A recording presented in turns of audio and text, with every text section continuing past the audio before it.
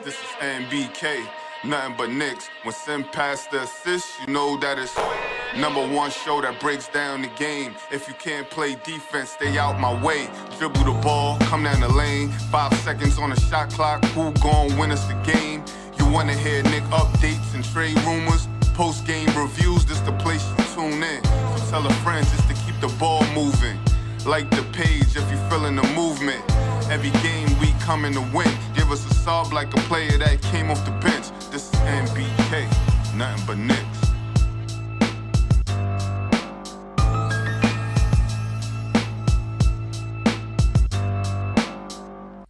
Knicks family, what's poppin'? It's your boy. Ladies and gentlemen, excuse me for my tardiness, but I appreciate you being patient as I got everything together. But yeah, we're here to talk about just a little bit of Knicks news on the off-season report, ladies and gentlemen. The first thing we're going to talk about is Bradley Beal. But before we even get to that, the New York Knicks, if they are going to make any moves this offseason, folks, it's going to have to be via trade. The Knicks have $152 million committed for 2023-2024. $152 million committed. That's almost $20 million over the salary cap. Now, because the Knicks are over the salary cap, there'll be certain restrictions in free agency, so on and so forth. They won't have to pay tax. They don't have to pay tax until they get to the apron. All right, the apron is projected to be about 165 to 167 million, somewhere around there. So the Knicks would skirt the salary tax. But still, for a team that made it to the second round, and although I'd like to see this team get better and believe they can build some more chemistry, not sure if you want to be over the salary cap where you have certain restrictions on you. And before we get to free agency, ladies and gentlemen, we'll break down the CBA, the new CBA that goes in effect on July 1st, so we understand certain things that could be going on when the Knicks are out there trying to make moves. Now, with the Knicks being almost $18 to $20 million over the salary cap, it's not much they can do. They can sign Josh Hart because he's going to opt out and be a free agent. They can sign him over the salary cap. But that's about it. They'll have a $12 million exception, another $4 million exception that they can use. But what's that going to get you? Is it going to get you much? You may not even want to use it, to be honest with you, because I'm not sure if it gets you anything that's going to move the needle. So the Knicks won't be players in free agency unless they're part of trades. And ladies and gentlemen, this is where I think the Knicks probably go with the offseason, looking for possible moves to either free up cap space or land a star player, okay? A star player. There's not going to be many that's out there on the market. I'm going to tell you that. At least I don't think there's going to be many that's out there on the market. But it happens. It happens. And there are some teams that could break down and decide that they're going to blow it up or rebuild. And then there will be some players on the market. Chicago, we talked about the Chicago Bulls and the possibility of the Chicago Bulls breaking things down. We talked about the Toronto Raptors earlier today and the possibility of the Raptors breaking things down. Right? There are those type of teams that could possibly, have something available for the Knicks. The Washington Wizards are a team that could break things down. I'm going to tell you what, man, the Washington Wizards aren't going anywhere fast, in my opinion.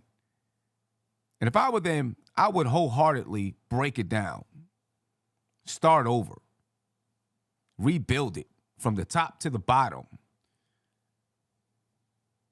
That's the Washington Wizards, so who knows? You know what I mean? Who knows how that will go? Steph, how you doing, Steph? How you feeling? I feel pretty good. How you feeling? I'm feeling pretty good, man. I'm feeling real good. What's your thoughts? Do you think that first of all, do you think that the Wizards will actually go through with a rebuild? All right. Brian Windhorst said that their new general manager, whoever, got the go ahead to rebuild. And I'll play it for you again just in case you didn't hear it before. All right. So that you can hear what Brian Windhorst said. And then I'll play what Alan Hahn said so that you can, get an idea of what I'm talking about here. So let me get to Brian Windhorst, and then we'll get to Alan Hahn. Said he had been given clearance by ownership to do a complete rebuild, and that has left everybody in the league wondering what about the future of Bradley Beal. Now, Beal has a unique contract, unlike anybody else's in the NBA. He has a no-trade clause, which means not only can he decide if he wants to leave the Wizards, but he can decide who and what he is traded for. It makes it extremely difficult to find a deal, and Michael Winger said he has not made up his mind yet. But that indecision has led teams to keep a very close eye on the Wizards as they not only have Beal, but big free agents Kyle Kuzma and Kristaps Porzingis. There's a team in the East that could use this player, and actually they've been linked to him in the past. Brad, it's the Knicks. You put him next to Jalen Brunson, you've got a backcourt that's one of the best in the league as far as scoring goes, very unstoppable, and he is at a point in his career where he's trying to be about winning. So, and the Knicks have all the things that the Wizards would need, young players and draft picks. So that's a team to watch. The Sixers have also, in the past, been linked to Bradley Beal. In fact, Beal has suggested in the past that the Sixers would be an interesting place for him to play with Joel Embiid. So those are areas that I would look at, but I think Van Vliet's going to Philly. So I would imagine if he does become available, you would see the Knicks be very aggressive in trying to get him. Okay, Steph, first of all, what do you think about that contract that Bradley Beal has? What is it? Like $50 million or something like that? Well, he makes over the life of the contract from 23 and 24 to 26, 27, he'll make over $200 million. So it's 46.7 next season, then 50.2, 53.6, 57.1. But on top of that, he has a no trade clause, and he can choose the players that come back to the Wizards in that package. He can't choose them. Well, yeah, I mean, basically, he can choose them. When they develop the package, they got to go to Bradley and say, "Is this okay with you?" Right. And he has to approve that. What do you think about that contract and those specific clauses right there? I mean, that's good for him. Yeah. I mean, that's definitely good for him that he could choose where he wants to go. He committed himself to that organization. I'm not sure he has something special going on with the ownership for them to, to do that. They appreciate, him being there and sticking with them through thick and thin. I think it's a beautiful contract for him. For him. Yeah. For the Knicks, it's a tough situation. The collective bargaining agreement is such, at least how I understand it, is you got to be very, very careful in terms of who you lock yourself in with. You don't want to get to that second apron and not have a championship contending team. And it's very difficult at that point to improve your team. So these are the questions you have to ask. Does Jalen Brunson and Bradley Beal, for example, are we championship contenders? Who can we put around them? I don't think you can keep RJ and Randall, Brunson, Beal without being over the second apron, and I'm not quite sure that's a championship contending. Not with Beal's contract. Correct. $46 million, and then I think RJ next season is going to get just about $24 million. I mean, that's $70 million right there, right? And then you have Randall, who's at $25 million, and Brunson, who's at $26 million. For now. Brunson is going to be maxed out by the end of Beal's contract, right? Because Beal is 26, 27. Brunson is going to have a new contract by then. Randall, if he stays on it, you're not going to be able to keep everybody. Yeah, that's I don't know if there would be over the apron next season, but it would be coming. As Bradley Beal's contract goes up, it would be coming. Now, between Brunson, Randall, and RJ, I'm not sure any of those contracts ever hit $30 million, but they come pretty close to hitting $30 million.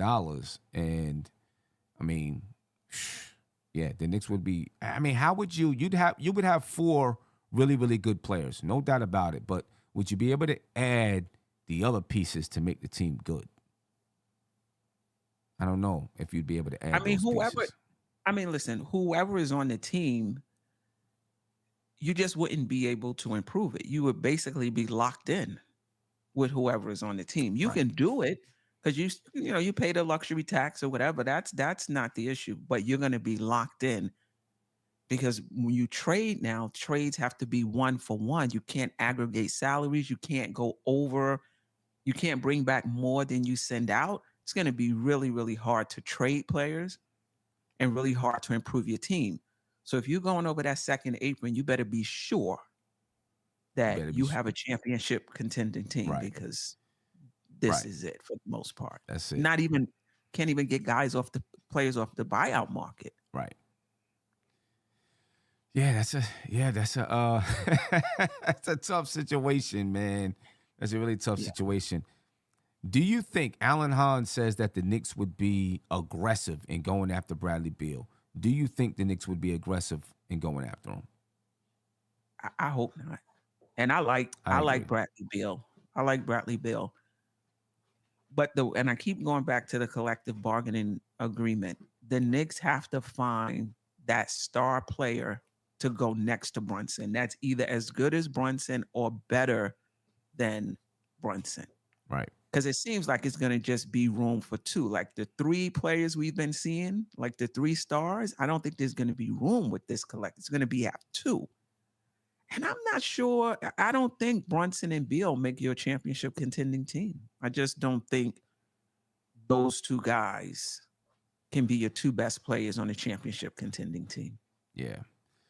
Ah, man. I mean, see, I agree with you. I like Bradley Beal, and there was a point in time when I did want the Knicks to get Bradley Beal. That was before they made this contract, before he signed this contract. Right.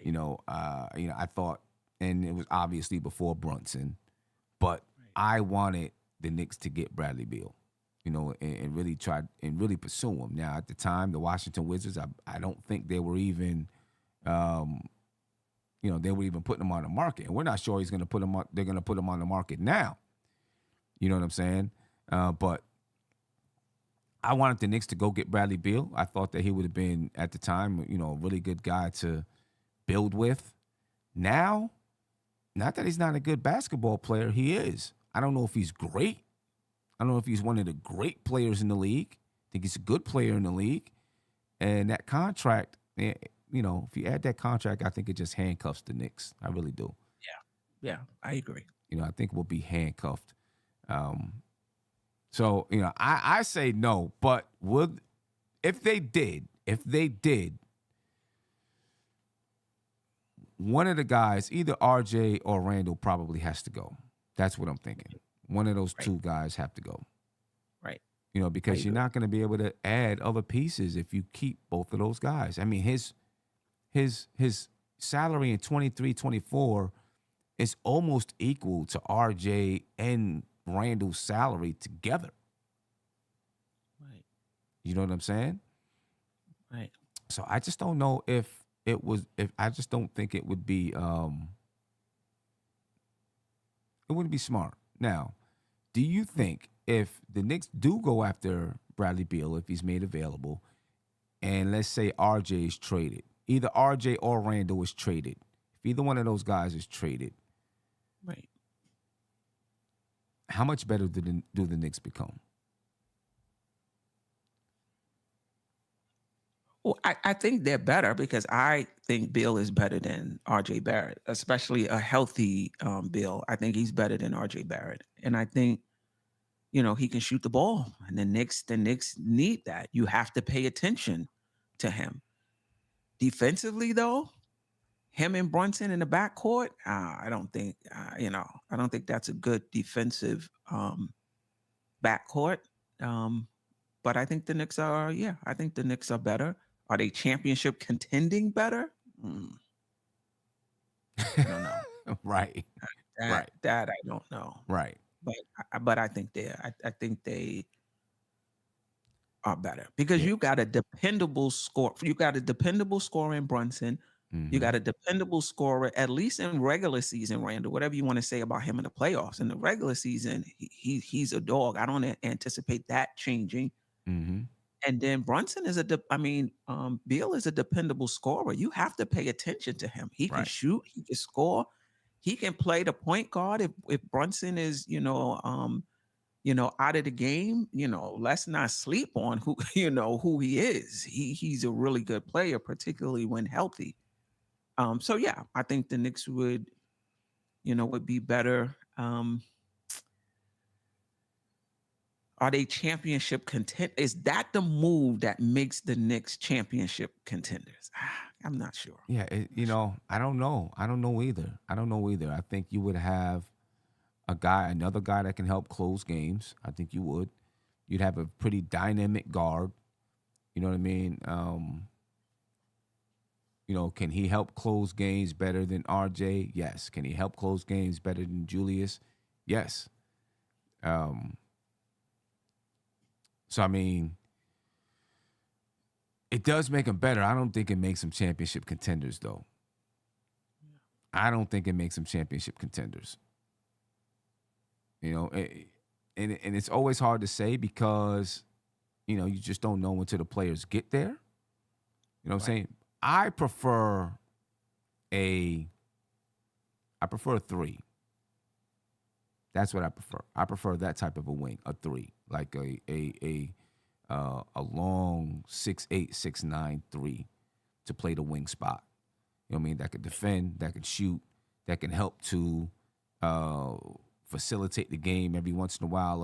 If Jalen Brunson is receiving some high pressure, that's what I prefer. The Knicks try to find a free agency. I don't want them to just run after a star just because it's a star or used to be a star or whatever. I don't want him to do that. Bradley Beal's 30 years old. He'll be 34 years old by the end of the contract. And that's not saying that he's going to be, so old that you can't do anything with him. But, I don't know. It's not something that I would do because I just don't think we're there. But if they are breaking down, who would you want from the Wizards?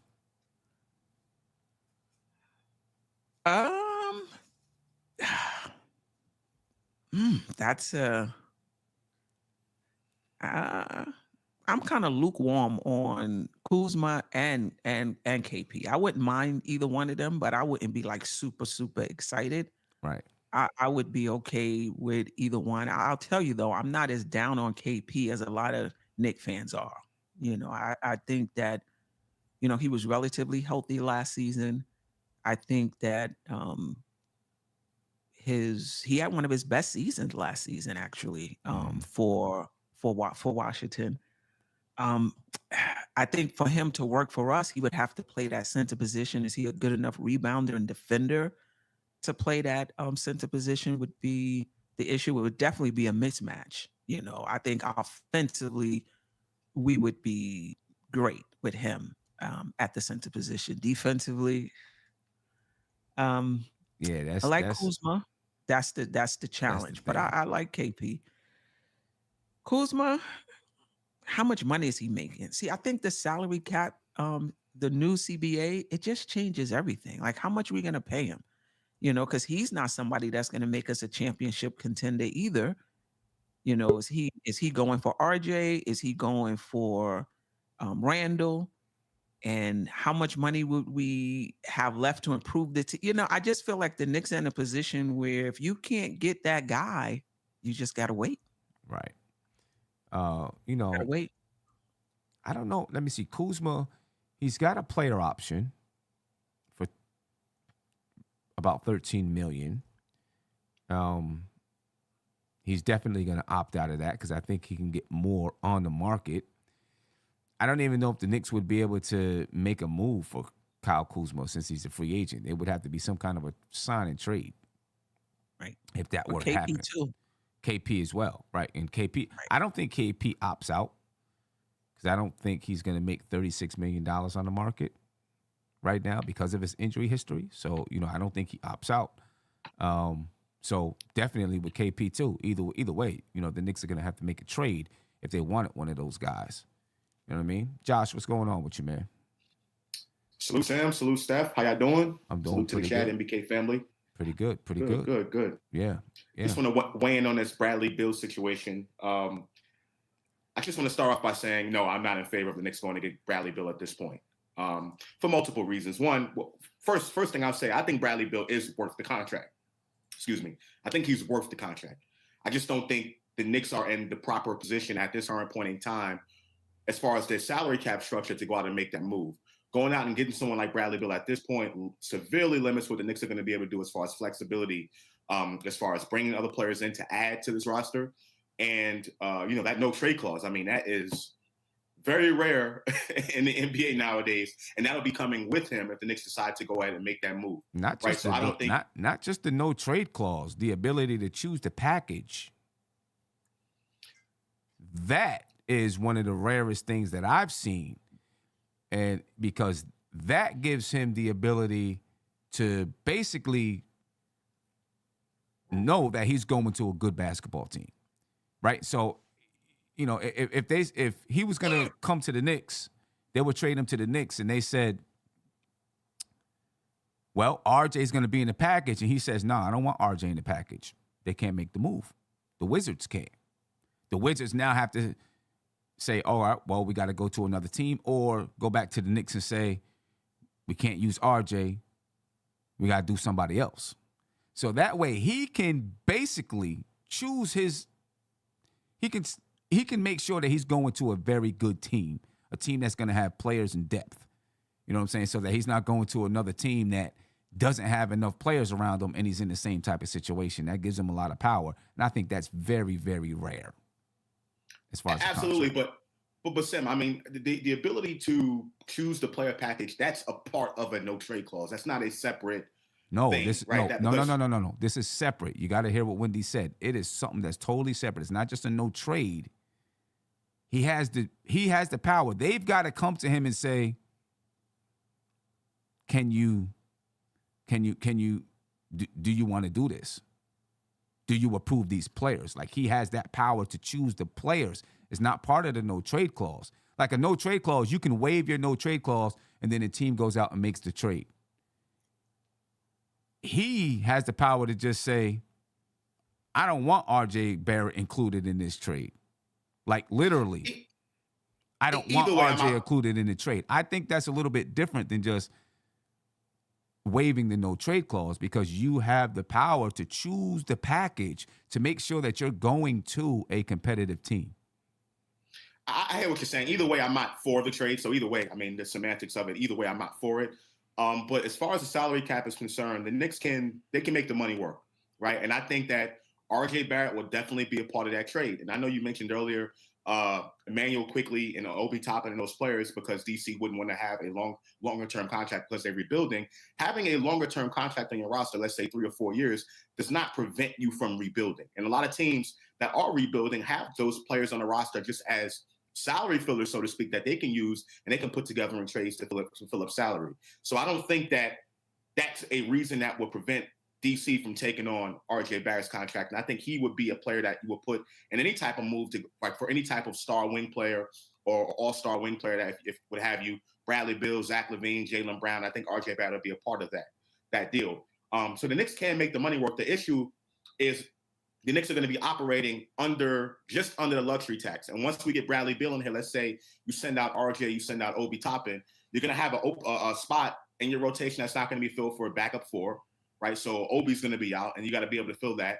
And the Knicks will be just under that luxury tax, and they won't have the ability to really go out and get someone to fill that spot.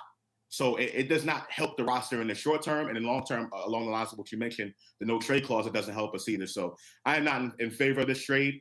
I like Alan Hahn being the optimistic type and aggressive type with his take earlier, but I just don't think it's the right move for the Knicks at this current time. I agree 100%. I don't think it's the right move either. Just because of the limitations that the salary puts on you. If he was making, $30 million, I think that'd be something different. You know what I mean? But right now, I just don't think it's good. I don't think it's a smart move. Anybody else from this team that you would really consider? I mean, I like Kyle Kuzma. I think Kyle Kuzma is going to be a player that's, he can put the ball in the hole. He's tall, has a lot of good length, very athletic. But I don't know who the Knicks would send out in that deal. Would it be Obi? Are we going to be able to add the contracts up to go ahead and make that happen for a player like Kyle Kuzma? That's the question for me. Who the Knicks going to be sending out in that particular trade? Well, I mean, the thing with Kyle Kuzma, he's probably going to opt out of his contract and become a free agent. So if that type of trade is going to go down, it would have to be in the form of a signing trade, or it would have to happen during the draft, right? Because I don't think the opt out is until after the draft, a couple of days after the draft. That's when the opt-out deadline is. So I guess it would depend on when does it happen, right? If it happens before the draft or during the draft, then you're talking about he's making $12 to $13 million now, right? That's smaller contracts that you got to match. If it happens after the draft, now you got to see, you got to negotiate with them. And then they would have to sign him for whatever contract and then trade him to the Knicks. Any trade, for me right now, any trade that happens, I want to happen at the draft. I think that's going to be the best possible scenario for the Knicks because you have Derrick Rose's contract that you can still use to put in that trade. Once July 1st gets here or whenever the Knicks decide to move on from Derrick Rose, waive him or say we're not going to pick up your contract, you can't trade it anymore. So I think if the Knicks are going to make a trade, they should do it during the draft, where they can now trade Derrick Rose. That team can choose to not pick up Derrick Rose's contract. Now they can free themselves up of $15 million and so on. You know what I'm saying? Go ahead, Josh. But let me ask a question though, and I slightly disagree with. I agree with everything you're saying as far as the facts are concerned and when the trade needs to happen. But as far as the Knicks. For the Knicks' perspective, let's say we get rid of a Derrick Rose. We get rid of Derrick Rose and Fournier in a trade for whoever, right? You're taking away two non-rotation guys, bringing in another rotation guy back. Where does that person play, and how does that person fit in the whole scheme of things as far as the rotation is concerned? Well, I mean, that's been my concern this whole offseason. Like, right, what are the Knicks going to do as far as that? That's easy for me because I don't believe that Tom Thibodeau intended to, the beginning of the season, I don't believe he intended to have a 9-man rotation. I think his intentions were to have a 10-man rotation, and there is a wing position open in that 10-man rotation that I think would be filled. And I think, go ahead, Steph. Go ahead, Steph. The thing we're going with a 10-man rotation is that limits Quickly's minutes. Going with a 9-man rotation allows you to play Quickly behind Brunson and also allows you to play him at shooting guard. Now, when you go with a 10-man rotation, he's playing strictly behind Brunson or he's playing strictly behind whoever your shooting guard is, you're paying him a lot of money. Whatever he gets paid, that's going to be a lot of money for 14 minutes, 16 minutes, 18 minutes. I personally am not an advocate of bringing Quickly back. Not that I don't like him, not that the Knicks aren't better with him on the floor. They are. I just think you got to pay him you can use him right with RJ or somebody else to bring in the wing that we need because he's playing a 1 and a 2. And I just think we have abundance. We can finagle that easier with getting a backup point guard or moving Grimes to the backup shooting guard, which is, in my opinion, where he should be. Now with Quickly doesn't have to get paid. Like next year, he's still going to be on his $6 million contract or whatever it is. That's true. Right. So it's going to be next season that you have to worry about. Are you going to be paying Quickly big money? Are you, extending a qualifying offer to him or, how all of that's going to work. But for this season, unless you decide to, even if you extend him in October, you're still paying him that $6 million this season. Yeah, that's true. Right.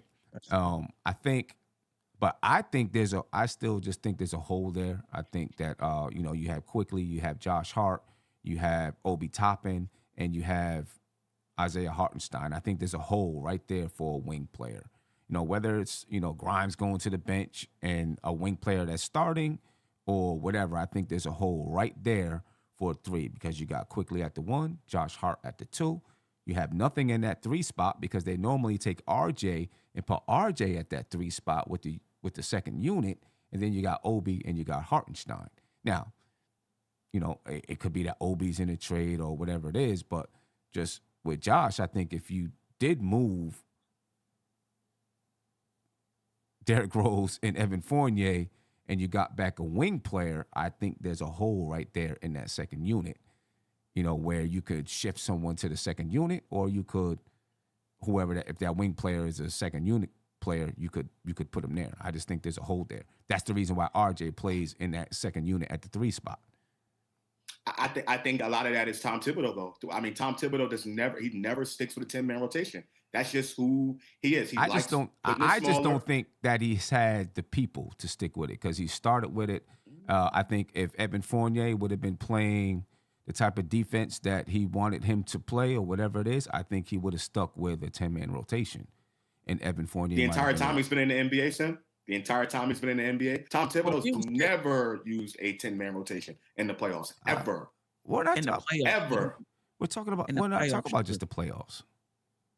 No, but period. Tom Thibodeau has never stuck with a 10-man rotation. He's always dumbed it down. Always. I don't know. But I thought he was 10-man the year before. Yeah. We played 10. That 10th guy got barely like with 5-6 minutes or whatever it is. That's what a 10-man rotation to Tom Thibodeau looks like. The 10th man in the Tom Thibodeau system is not going to play a lot. Like not going to play a lot. Like I disagree. I think when he was when he was in Minnesota, he played a lot of his players. When he was in Chicago, with Derrick Rose out, his lineups, it was a lot like the Knicks are right now when he had those lineups. I think that he would play a 10-man rotation. He was trying to get Cam to be that guy. There were things that I think Cam didn't do. I think he would. I think there's a hole right there. What about Deuce? What about Deuce though? Because I think Deuce McBride could have been that 10th player in the rotation wherever you decide to use him. I just feel like we would have been too small with Deuce, Quickly, and Hart. Okay. You talk about 6'2", 6'3", 6'2", 6'3" with Deuce and 6'4" with Hart. I think it was too small. That's the reason why he went with RJ. Right. Okay. Sam, let me ask you a question though. Are you okay with the 10-man rotation with Quickly getting under 20 minutes? Because that's what would happen. I'm okay with that. I'm okay with it. I don't, I'm fine. I mean, I don't, I'm okay with it. I think he might still, depending on who's playing well, because a lot of his minutes came in the fourth quarters this year. You know what I'm saying? So sometimes he would be playing for Grimes. Sometimes he would be playing for RJ, depending on how they were playing. So I don't know if it would, I think he would be at, he could be at 20 minutes. You know what I mean? But I think those minutes really come from, RJ's minutes get lessened, I think. If you got a wing player, if you had a 3, I think RJ and Grimes' minutes maybe get lessened. You know what I'm saying? Because now you can either Grimes goes to the bench and that 3 is a starter, or instead of putting Grimes or RJ in the second unit to play the 3 spot, whoever that person is just playing that 3 spot. I think those minutes go away. I think in a perfect world, what you're saying is absolute. That's how we would want it. Like a 10-man rotation, a guy to fill in that wing spot at the moment. But with Tibbs, we just don't know because this past season, it was based on who was playing well and based on whatever lineup worked and based on the matchup. I think all of that depended on it. So I hear what you're saying. I agree with you. I just don't think it's going to be like that in regards to Thibodeau. And I think it always changes with him. And he'll eventually, put his people out there that he trusts towards the end of the season after we've seen him for a first half. But I don't think it'll be as black and white as I think it only changes based on how they're playing. And the reason why he stuck with, I think if he went with the 9-man rotation and they continued to lose, like if they were winning, I don't think he would have went to a 9-man rotation. I think he went to the 9-man rotation because he felt like he could maximize the defense. You know what I'm saying? Because there are certain guys, Rose and Evan Fournier, whose the defense wasn't as strong as I think he wanted it to be. So I think he went with that rotation to maximize the defense. That's And what I Rose think. too, because Rose was in the 10-man rotation as well. Rose was in there. Start. You know, so I think that's what I think. I think he went to that to maximize the defense. If they were winning, I think he would have stuck with it. I think if they were winning and then he went to a 9-man rotation and they started losing, he would have went back to the 10-man rotation. I think it's based on winning and losing. I mean, that's yeah. I agree with you. I agree with you there. No doubt about that. So, we'll see. But I think, and I'll just put it like this: if you move Rose and Fournier at the draft, and you get a guy, and if he does want to go with a 9-man rotation, he just got to cut somebody out. I mean, what else you gonna do? Or make a move or something like that. I don't see what else you can do. But if you get someone in that's better, then. Well, we're talking about a player like you combine Rose and Fournier salaries. We're talking $30-something million. So you're not bringing that player in, right? You're talking about a player, right? So I don't think it'll be as easy. I just think it's with Tibbs. We just won't know with this. And I'm under the mindset based on what I've seen with Tibbs over the last 3 years or whatever it is. He is who he is. You know what I mean? I don't expect him to change much. There was a period of time where Tibbs opened it up. They played faster for that first half of the season. We were talking about it. 10 people out there, but eventually Tibbs is going to revert back to what he knows best. And to me, I think that is defense. Like you said, shorten the rotation because they play better defense, and that's who he is. So to me, I think if the Knicks are going to make any move this offseason in regards to a trade, one of the rotation players has to go out in order to bring said player in. Okay. Like I'll say it like this: if the Knicks weren't signing Josh Hart, because I think he's going to get signed. If they weren't signing Josh Hart, I'll be all for bringing in another wing to play that little spot right there. Even though, like you said, there's a hole in regards to a 10-man rotation, but the Knicks have Josh Hart there already. So I just think, like Steph said, I think there's going to be some minutes in that hole. No. Josh Hart is separate from the hole. I'm saying the Knicks have Josh Hart there in that wing guard type of space already that they're going to sign him to a contract, right?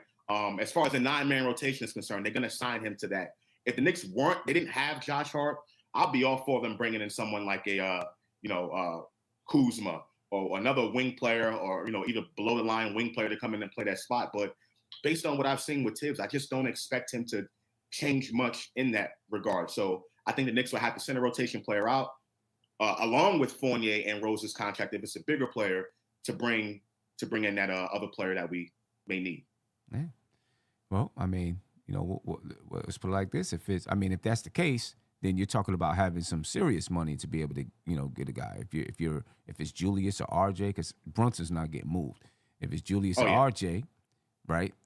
Because that's the only two. If you're talking about a wing player, those are the only two guys. You're not moving Mitch for a wing player unless you're getting back another center, another defensive type center, right? You're not going to move Mitch for a wing player. So it's one of those two guys that's going to be moved. If this is the scenario we're talking about. Now you're talking about $35 million from Rose and Evan Fournier, and then another $25 million with RJ, right? So that's $61 million or something like that. Well, no. For me, I think the Knicks, I'm thinking about it correctly, I think they let Rose, they don't pick up his option. They just use Fournier's contract and let's say RJ to get to like 30-something million. And then add another piece to that. I don't think it'll be a combination of Rose and Fournier to a team. Well, I'm saying if it was done at the draft, because I think Rose's contract is a trade chip.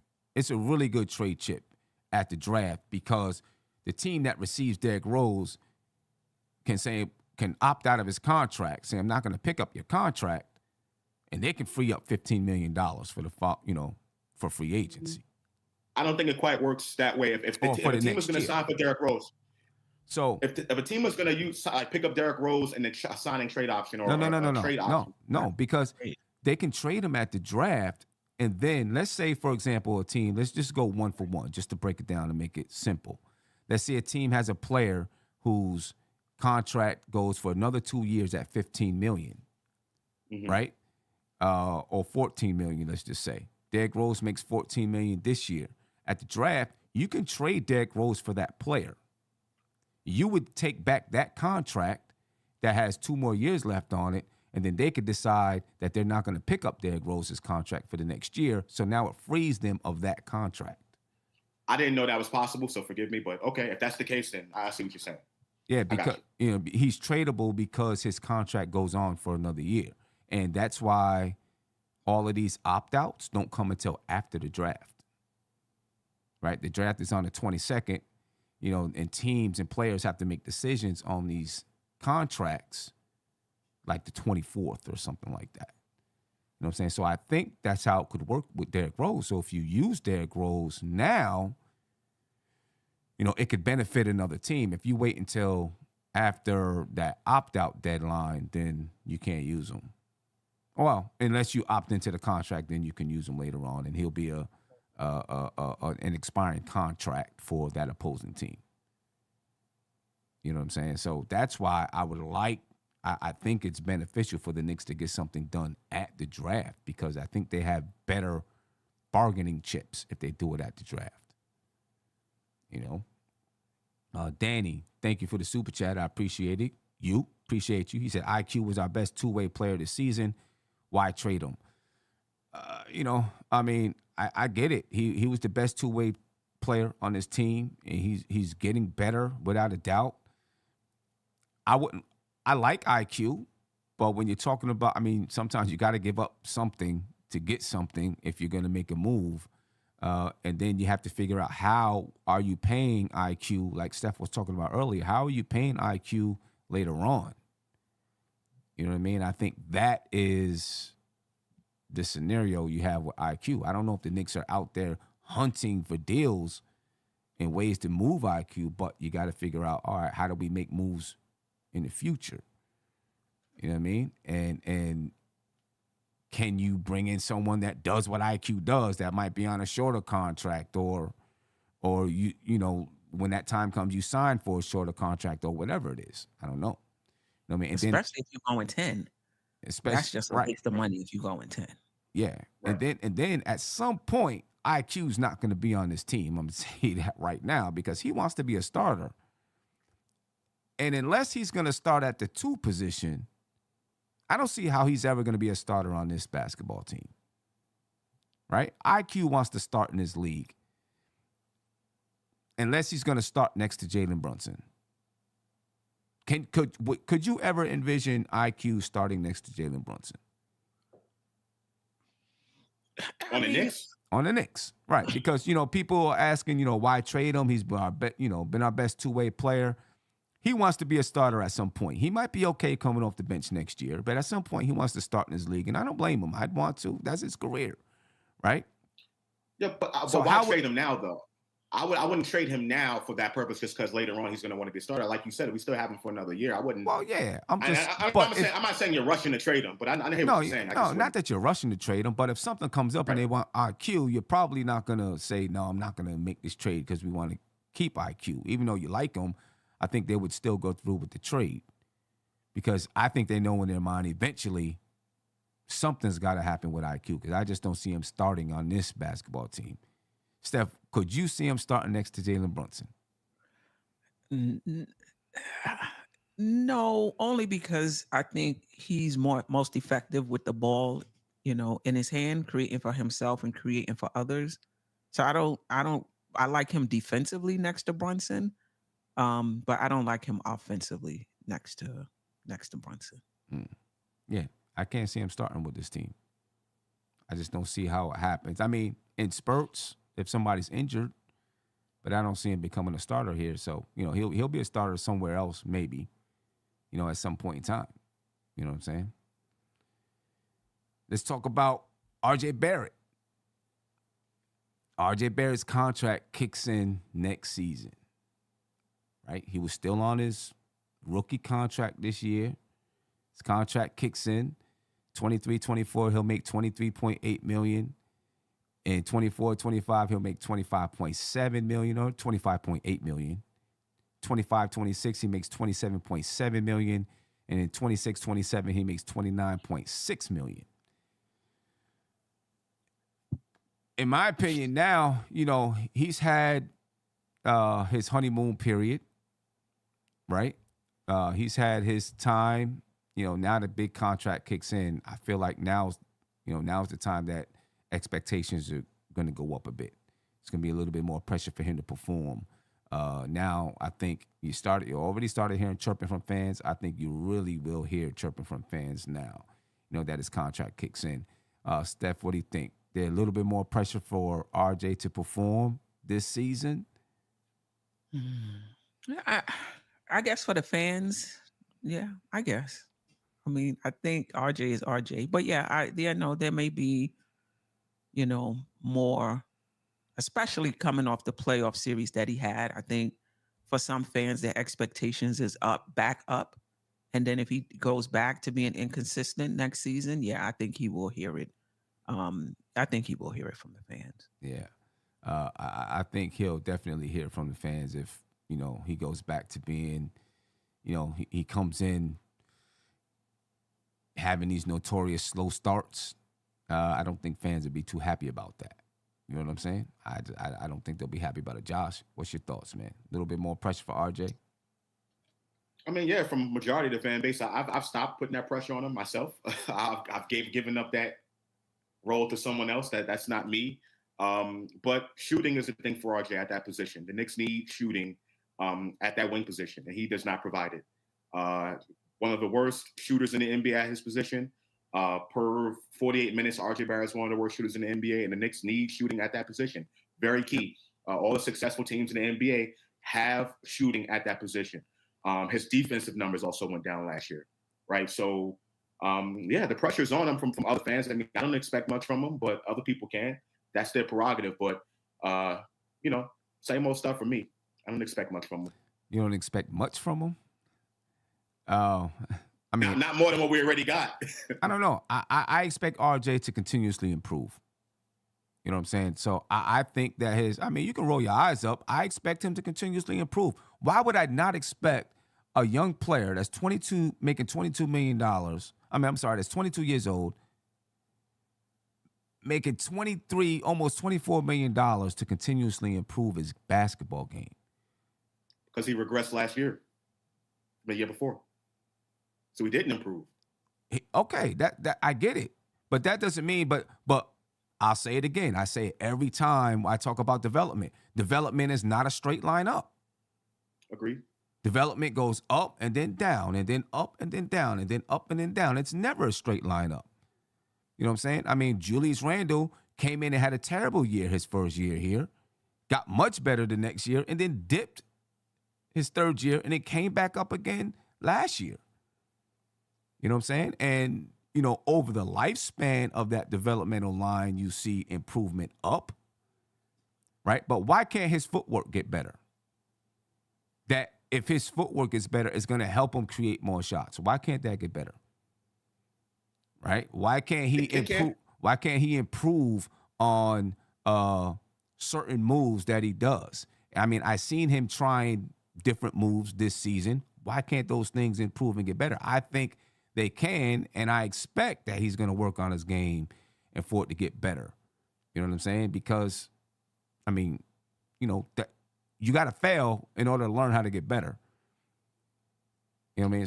So, so I expect him to get better. I agree with you, Sam, but this is the thing. For me, I don't think RJ Barrett will ever be a good shooter in the NBA. I just don't have any confidence in that. So, I think his floor game can improve. We saw that, in the playoffs. Maybe finishing at the rim will improve. We saw that, in the playoffs as well. But I agree with Josh. The Knicks need a dependable shooter, not just at the small forward position. I know we're not talking about Grimes right now. I don't think Grimes should start for the Knicks next season either, but I know we're not talking about him. The Knicks need dependable shooters at the 2 and the 3 position. I agree. I just don't think RJ is a dependable shooter, and I just don't. Anything is possible, But I'm not putting money on RJ Barrett becoming a dependable shooter. I don't think he was one in college. That was one of the knocks on him coming out of college. And I just haven't seen that improvement in the 4 years that he's been here. Mhm. So, And I mean, it is possible, but And then as that's far as where, shooting is concerned, I'm not and then confident in that part. and then that's where I think it's pressure on him to perform. Because if you're making $23, $24 million a year, I think the team is going to expect that you got better as a shooter. You got better in all facets of your game. You know what I'm saying? And if they feel that he's not going to get better as a shooter, they might as well move him, because that's what this what I'm team is saying. going to need. If they feel like he can't get better as a shooter, he's always going to be a flat shooter or whatever it is, you might as well move on from him. You know what I'm saying? Because, he's got that contract, and this would be the time, if that's the case, and they feel that way, this would be the time to do it, because, he's still young. It's a decent enough contract, and teams would be like, okay, you know what, we can help this guy improve, or, he's going to develop, or whatever it is. You get 2 years in this contract, and he hasn't improved as a shooter, not that you can't trade him, but it's going to be a little bit more difficult. To me, it's not just the shooting; it's the lack of defense. Steph brings up Grimes all the time, and I get it. Grimes is not a consistent enough shooter yet, but what keeps him on the floor and in the starting lineup is his defense. RJ Barrett's not even giving us that, right? So, what is there? And I ask this question all the time to Knicks fans. They look at the playoffs and that small sample size, 10, 11 games or whatever it was, and they say that, RJ Barrett did this and that, but that's a small sample size in regards to RJ. There's no large sample size to say that RJ Barrett is going to become this kind of player. Defensively, those numbers are not there. All the advanced metrics are not there. And shooting has been abysmal since he's been here on the team. With Grimes, you're at least getting that defensive field goal percentage is relatively good compared to everyone else on the team. But RJ, you're not even getting that part of it. So the shooting, I totally agree with y'all and Steph as well about Grimes. But defense, he's not even giving us that. So, it is what it is. So with shooting, we're talking about three, right? I'm talking about all shooting metrics, 3-pointers, mid-range, all of them. Effective field goal percentage. RJ Barrett is not. I mean, I'm just wondering, because his field goal percentage went up to, from 40% to 43%. Right? So we're talking about the three, we're talking about shooting. Because if you said he didn't get better from last year, his shooting went from 40% to 43%. He's been, for the life of his career, he's been a 34% 3-point shooter. All right, he went from 40% to 34%, but then he dropped to 31% last year. Well, this season that just passed. Effective field goal percentage. You said effective field goal percentage. You brought it up, not me. It's 48% compared to 46% in 21-22.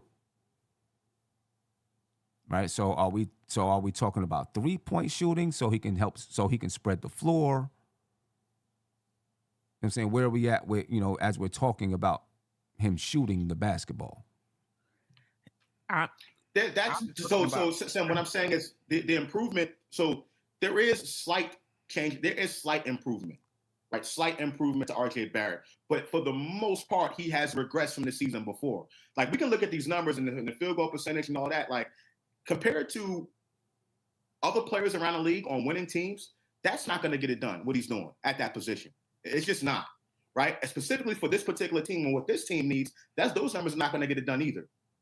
So, field goal percentage, all of that. I'm just saying, you said, you're the one who brought up stats and advanced metrics and effective field goal percentage. So I looked it up, right? Steph, you was getting ready to say something? I'm talking about 3-point shooting and spreading the floor. And to Josh's point, particularly on this team, if Randall is going to be here and Brunson is going to be here, I would like to have and you got Mitch, who's not a shooter. My preference is to have dependable shooters at the 2 and the 3. I hear you. Those guys operate, in the paint. Listen, if RJ is shooting just 36% from the 3, and his floor game is the way it was in the playoffs, and he's playing defense, I'm happy. But that's a different player. That's a different player. I get it. he's definitely got to be able to shoot the ball because he's gonna be, in that corner a lot with this basketball team. He's gonna get a lot of kickouts from Randall. He's gonna get a lot of kickouts from Brunson. He's got to be able to knock down that three consistently. You know what I'm saying, on this basketball team.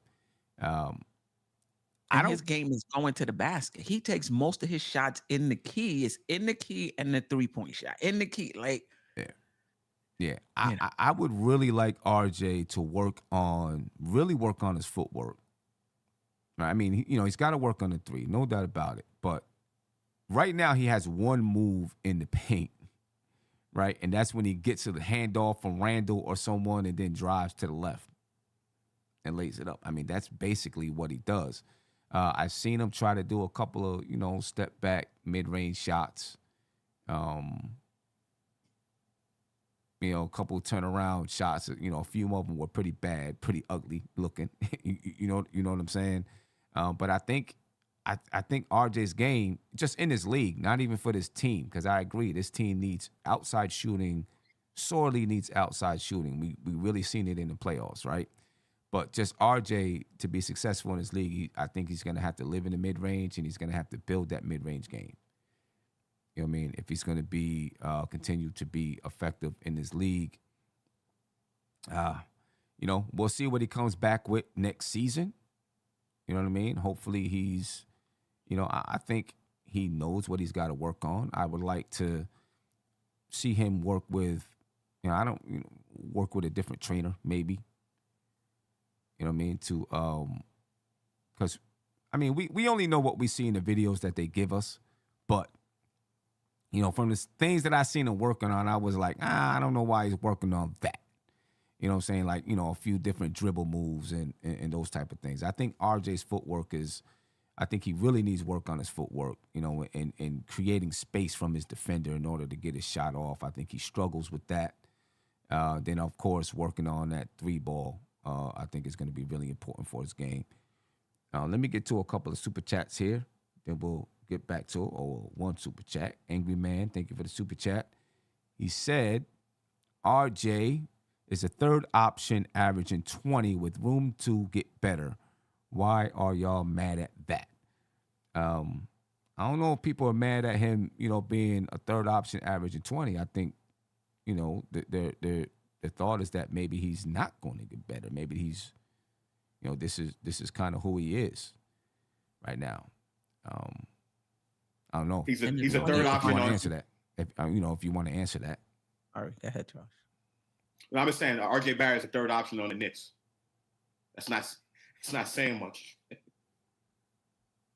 Well, for me, I don't put a lot of stock in the 20 because of the shots that he gets. Right. And the usage rates that he has. Once you put him in the usage he should be in, his points are gonna go down. And his efficiency. Let's not forget about the efficiency or lack thereof. That's why his points are gonna go down. Because his usage is gonna go down, he's gonna get less shots, and because he's not efficient, you could be talking about 12 to 14 points a game. If we play $25 million and he starts averaging 12 to 14 points a game, I'll be hot. A lot of people will be hot. I'll be hot. So you think this summer, if there's a move that's going to be made, RJ's going to be, he's going to be. I think he was already going to be in talks. But you think he would be the prime suspect that's going to be moved? Yeah. Yeah. Depending on because the player. If it's for a position. Yeah, Sorry, if it's for an all-star wing. Yeah, I agree, Seth. If it's for an all-star wing or guard, I think RJ is the first one to go in that trade. Yeah, okay. Ladies and gentlemen, I do want to remind you that we have two great events coming up in the next couple of weeks. All right, we got the NBA draft party on Thursday, June 22nd. That's going to be at Legends. And then we also have our first annual NBK Summer Cookout. It's going to be right outside of Albany. So those who live in that area, please make sure you come out or just take the trip. It might be, it's a 2-hour trip, but take the trip and come join us. All right, we're going to have a great time. The link is pinned to the top of your chat. I also just put it in the chat once again so that you can so you can check us out. And it's also in the description of the video so you can go back and log in, see what it's about, sign up, come join us. You know what I'm saying? Come join us. Yeah, Almighty Finesse is deep up there. It's deep up there, but we got to try to hit every place, man. We got to try to hit everywhere. Because it's Knicks fans in a lot of places, not just, NYC. It's Knicks fans all over the place. So we try to hit places as much as we can. This time we're going to be upstate in Albany. There's a lot of Knicks fans in Albany too. Just outside of Albany, a lot of Knicks fans there. Upstate, Poughkeepsie, all of that.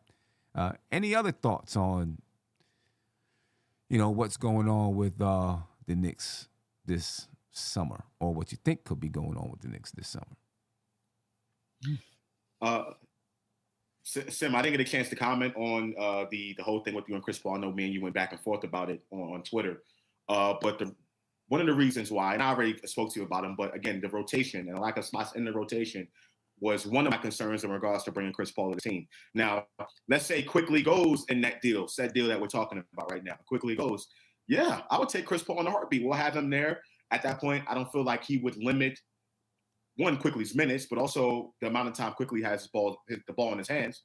So I would be for that move in that regard. But I just think based on the current Knicks roster construction, current salary considerations, I don't think it's the right move for the Knicks to make right now.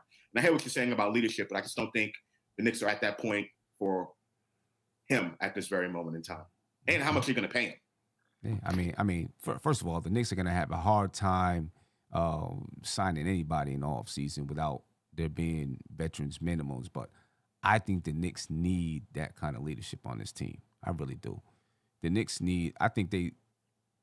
Jalen Brunson, I think, is a great leader, but I think the Knicks also need another kind of leadership. I think they need someone that's more in your face, someone who's, not afraid of those kind of moments.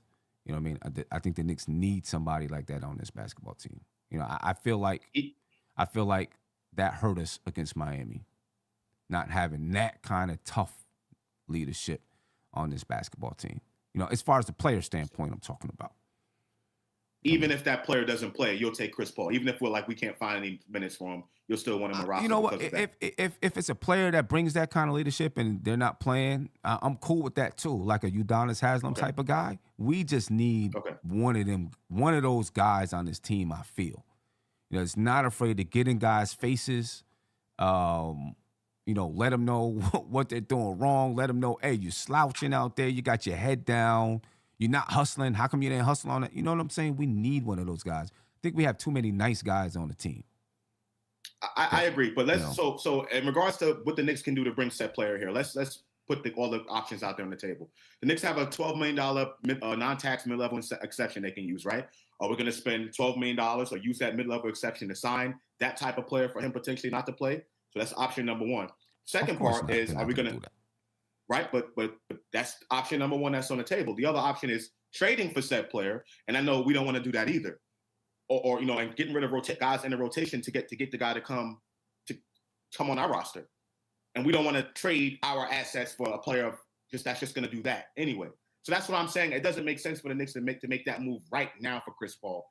A year ago, I would have been all for it. But right now, the thing is, right now, we don't know where the Knicks are going to go. You know what I'm saying?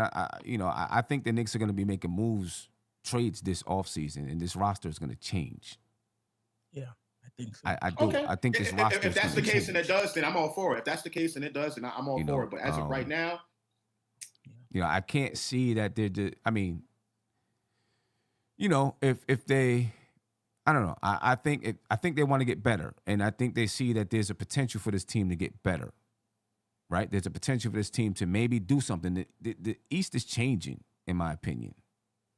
And I think they might see a little bit of a crack and say, if we make some moves, we might be able to get to the Eastern Conference Finals or contend. You know what I'm saying? There's a crack here. I think the Knicks are going to be aggressive in the offseason trying to make moves and trades because they can't do anything in free agency. So I think this roster might change. I agree, Sam. And that's why like the Knicks have to decide what are you doing? I'm not afraid of Miami. I'm not afraid of Philly, Boston. The Eastern Conference is wide open. it's not just the Knicks. Any one of those teams can make a significant move and be right there. So obviously, if there's no move to be made, you can't just be making moves just to make moves. I mean, Right. we get that. But if there's moves to be made, I don't care about where Quickly is going to play and where Grimes is going to play and what does that mean for this guy and this guy that there's an opportunity to put together a championship contending team and get to the Eastern Conference Finals. Don't be reckless with it, but Grimes and Quickly and whoever these guys are, to me, that's not an issue. Yeah. To me, that's not an issue. Depending so on back to on the guy you're bringing in, it's just not. It's just not an issue. Right. So depending on the guy. So I was going to go back to the whole Bradley Beal thing. If that was on the table, I know we were talking about earlier. It doesn't make the Knicks a championship contender. I don't either, and I wouldn't make the deal myself personally. But if that's on the table and the Knicks have an opportunity to get better, like you said, Sam. But it goes back to not being just making any move too. It goes back to just not making any move. Right. You know, just like, it's a guy available. Let's just go make a move for it. It goes back to, okay, how do we construct this roster? You got to have a plan. Like, okay, we're going to get this guy. Now, how do we construct this roster? I think there are certain players where you say, I'm getting this guy and I'll figure it out. There's certain guys like that. I don't think Bradley Beal is one of those guys. Agreed. You know what I'm saying? I'm just saying it's also a balance as well. Like there is a point, Sim, like you said, for this team to get better and improve, some of these young players to improve. You know, and there's a point where you have to go, you know, and put some chips on the table. So I do think it's a balance in that. Even if those young players might improve. But the players that you're getting back, they may not be at that level yet. Well, I was talking about building a team, having a team around said player. Right. You know, so and depth and all of that. I mean, I think especially, I don't know, when is Leon Rose's contract up? Another year? 5 years. 5-year contract. They had a 5-year contract. I think we just finished 3, if I'm not mistaken. 3? Okay, so Rose and Tibbs came in at the same time, right? Well, Rose came on and then he hired Tibbs. So they're around the same time. So maybe so we're going into year 4? I believe so. Yeah, so if, you know, I mean, I guess every general manager or president, whoever is going to kind of look at it in this way, at least a little bit. You know, if it's getting to that time, I want to be able to go to my boss and say, we got a contender out here. You know what I'm saying? We look what we've done. I think they have some, you know, they have something on their resume already, you know, by changing the culture and things like that. But if you have the chance to be able to go and say, look, we have a contender here. Let me finish the job.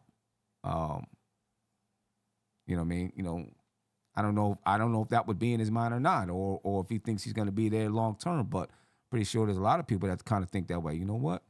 Let me try to get a contender together. But I think Leon Rose is smart enough to know he's going to be careful doing it as well. You know, but out there looking to, you know, looking at the landscape and saying, you know, this guy can work with us, this guy can work with us. I'm sure they have a board of guys who they think can really fit or the way that they would construct their roster. I wouldn't be surprised if they got like 20 different rosters on the board, you know what I'm saying, of rosters that they think are good in ways to go out and get guys. But, you know, it's going to be an interesting offseason. I think the draft is going to be interesting for the Knicks. I really do. Too. I think that's where moves could be made. Do you think the Knicks try to trade into the draft? Indiana's got a bunch of draft picks. I think Charlotte's got a bunch of draft picks.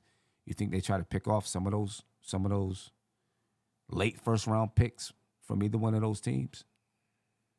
If they do, it's because they know that some of these young guys are on the move. Because what? Right. Because they know some of these young guys are on the move. Yeah. I think there's a possibility to do that just to set up follow-on moves. I don't think that whoever that player that they draft is someone that we're going to play. Right. I think that's going to be like a long-term ramifications from that move. Right. If they don't get into the first round, I think somehow, some way they'll try to get into the second round, though.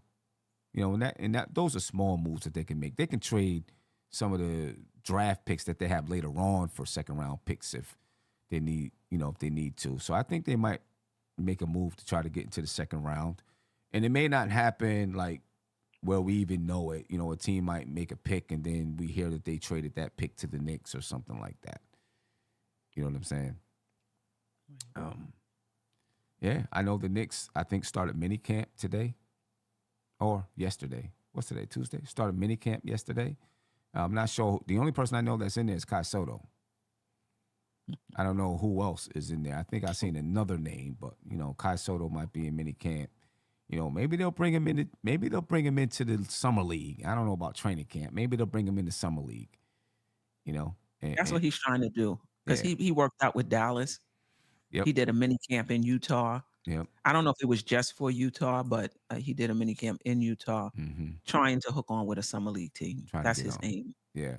I think the Knicks mini camp was from yesterday till tomorrow. So from the 12th to the 14th was their mini camp. Yeah. But you know, the Knicks have been out at, they were at the combine, and so I think they are at least considering undrafted rookies, right? And if they're gonna get into that second round, making some moves and looking at players that could fall into the second round, then maybe they're even looking at, late first rounders in case they want to move into the first round. But I think the Knicks are gonna be active in the draft, and I'm looking forward to it.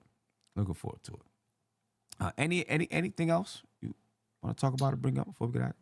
Go ahead, Josh. Yeah, I just want to say, in regards to RJ Barrett, listen, people been coming at me. I'm the RJ hater, whatever. But the numbers don't lie.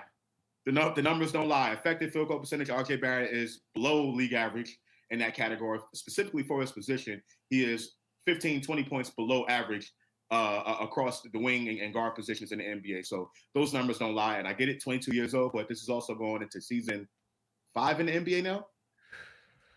5th season in the NBA. So, I get it. Age is one thing, but he's also about to be in the NBA almost in a couple years. So. Yeah, going into year 5 and starting a big contract too. Yes. Going into year 5, starting a pretty major contract. So, yeah, we'll see. Steph, anything you want to bring up? Yeah, but of course it slipped my mind. Of course it slipped my mind. Already. So you doing a show tomorrow night? I might do a show tomorrow night. Yeah, definitely doing one Thursday. I might do one tomorrow night. So those who have subscribed to the channel, make sure your notifications is on. If I do a show, it'll be around 8:39. Yeah. 9 o'clock. Yeah, tonight. Is that what you want to say? No. Okay. Next time you go first. I wanted to say something about the something about the this is what I wanted to say. Boom, there you go. Don't be surprised if I don't know how many already stars or already superstars are out there. The Knicks have done a really good job of getting players going into stardom. In terms of Brunson and and Randall, regardless of how we feel about his playoff performance. So some of these guys we might not like, Cat and Levine and whoever it is, just because this is how they are now doesn't mean that this is how they're going to be for the rest of rest of their career. I mean, we got Randall, year 5? Yeah, something like that. Was it year 5? Somewhere around there. Yep.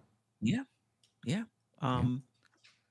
So these guys could be on the uptick, because I think it might be hard for them to find an already star, already made and ready.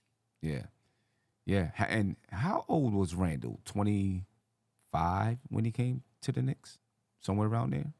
He's 20. Somebody said we 25. got Randall year 7. 25. We got Randall at year 7? That seems late. Was it that late? Was it years? I mean, I know he came in. I think he was 24. 6. Year it was 6? year 6, but year 5 of him playing because he was out. Because he was out his first year, right? Because he came into the league at like 19.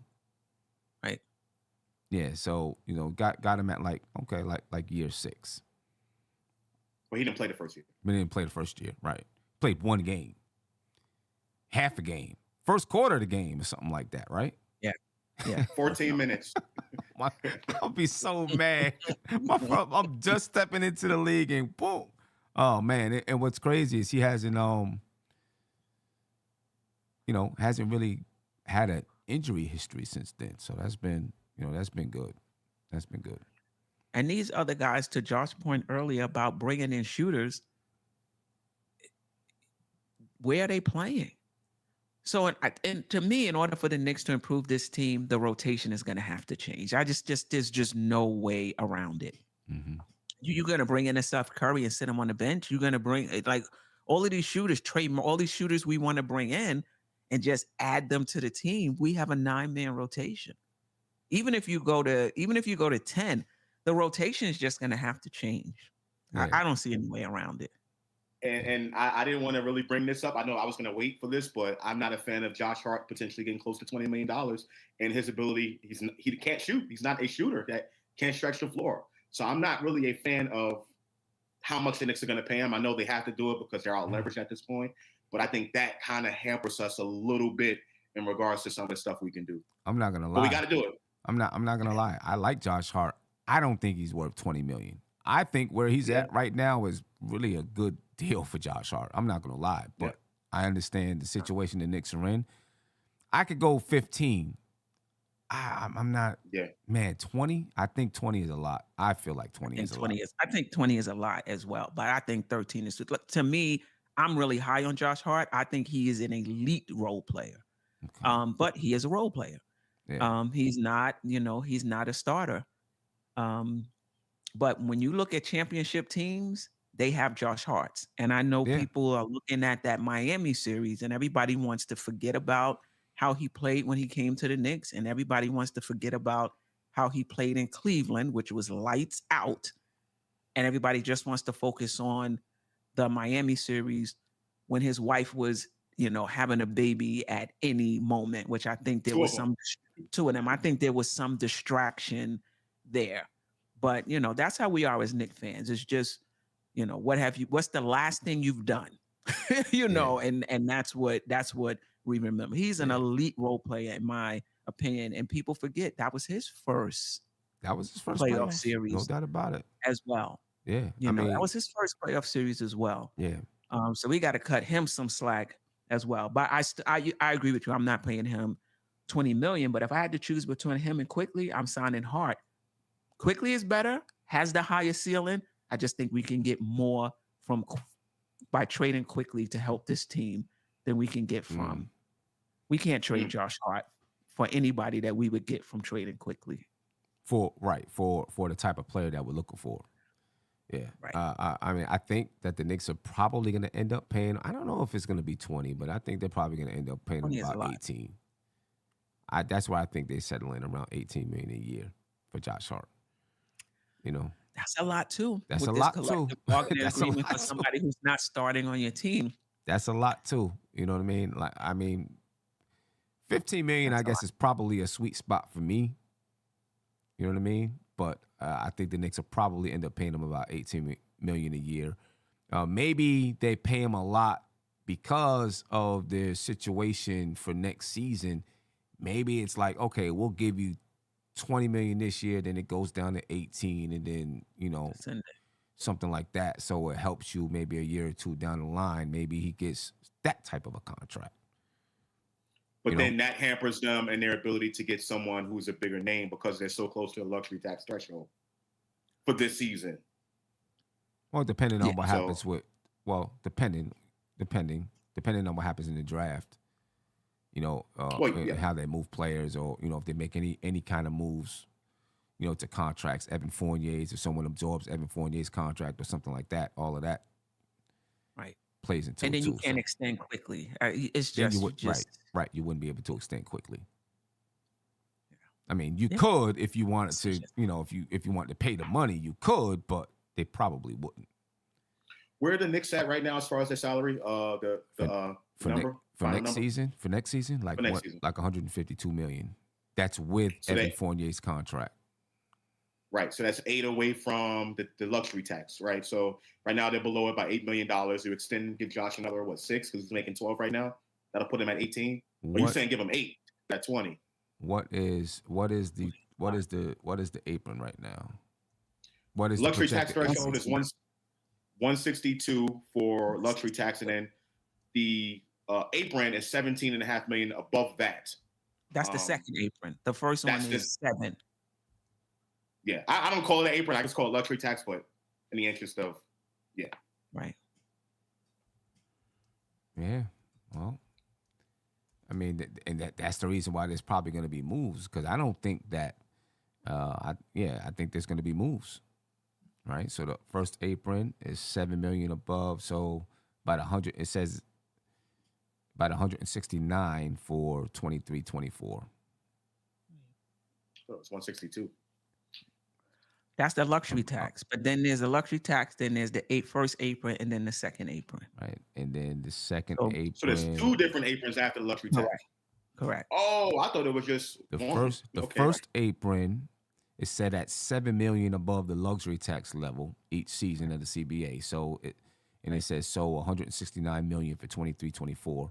Then the second apron is set at 17.5 million above the tax threshold at 179.5.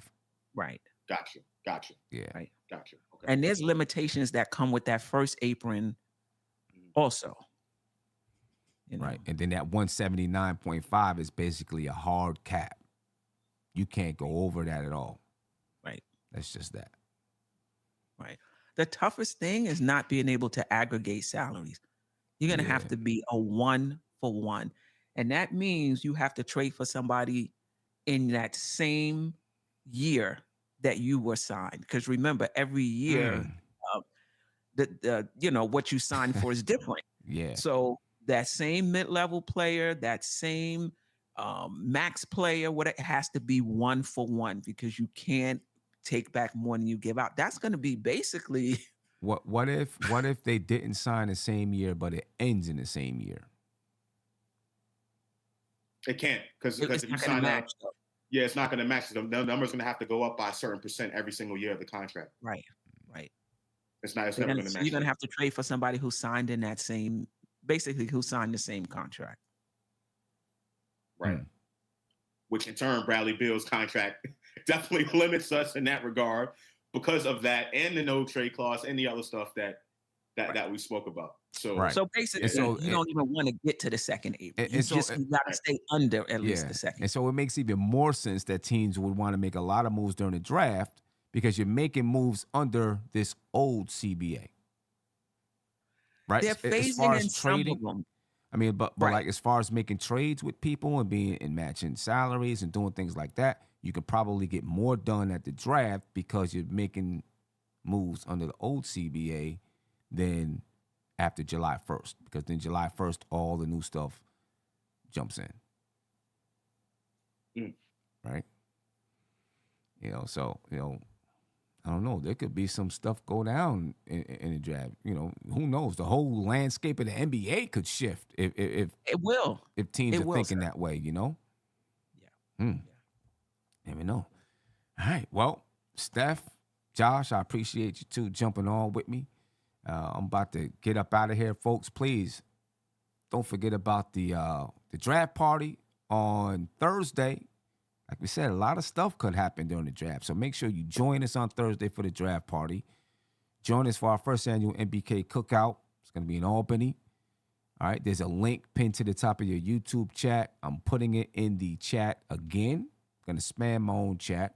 And it's also in the description of the video. So check us out, ladies and gentlemen. And if you're going to buy for the cookout, if you're going to buy the package that includes a T-shirt, you have to get it by Thursday so that we can get those T-shirts ordered. All right. Got like the place I'm getting it from, there's like a 2-week lead time because they got a lot of orders coming in for AAU and all that kind of stuff. Knicks Hive Live. Yeah, Albany, New York. Not Albany, Georgia. Yep, Albany, New York. Yeah. That's near me. Yeah. So please join us, ladies and gentlemen. The link is in the chat right now. All right. If you don't want to come up to Albany, I get it. But if you are in the Albany area within an hour and a half, come join us. You know what I'm saying? Come join us. Have a good time. It's going to be pretty fun. It's going to be dope. You know what I mean? It's going to be dope. All right, folks, I'm out of here.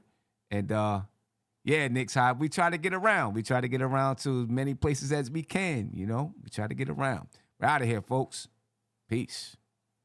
This is NBK, nothing but Knicks. When Sim pass the assist, you know that it's #1 show that breaks down the game. If you can't play defense, stay out my way.